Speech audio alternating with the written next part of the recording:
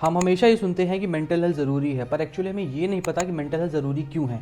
तो आज मैं आपको बताऊंगा कि हमारे जितने भी नेगेटिव इमोशंस हैं उनका हमारे बॉडी पर क्या नेगेटिव इम्पैक्ट पड़ता है। According to the book emotional intelligence by Daniel Goleman, जब भी हम क्रॉनिक स्ट्रेस में होते हैं तो एड्रेनलिन, कॉर्टिसोल और प्रोलैक्टिन जैसे हार्मोन्स रिलीज होते हैं जो कि immune cells and immune functions को नेगेटिवली इंपैक्ट करते हैं। इसी बुक में आगे ये भी लिखा है कि जिन लोगों को क्रॉनिक एंजाइटी, लंबे समय तक सैडनेस, जिंदगी से कोई होप ना होना और लगातार टेंशन रहती है, उनके अर्थराइटिस, अस्थमा, पेप्टिक अल्सर्स और हार्ट डिजीज के रिस्क डबल हो जाते हैं। इस बुक में आगे ये भी पता चलता है कि एंगर यानी कि गुस्सा एक ऐसा इमोशन है जो कि हमारे हार्ट को सबसे ज्यादा नुकसान पहुंचाता है। डॉक्टर रेडफोर्ड विलियम की ड्यूक यूनिवर्सिटी की एक रिसर्च में ये पता चलता है कि अगर आप एंगर से सफर करते हैं तो वो smoking, high cholesterol, high blood pressure से भी स्ट्रॉन्ग प्रिडिक्टर है आपके जल्दी डेथ का।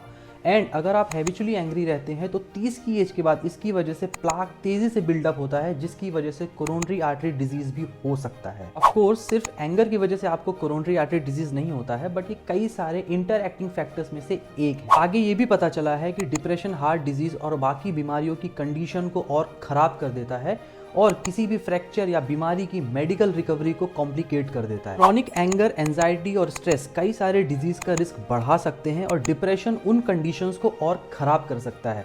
इसलिए अपनी मेंटल हेल्थ का रिलैक्सेशन टेक्निक्स का यूज करके ध्यान रखें और खुश रहें।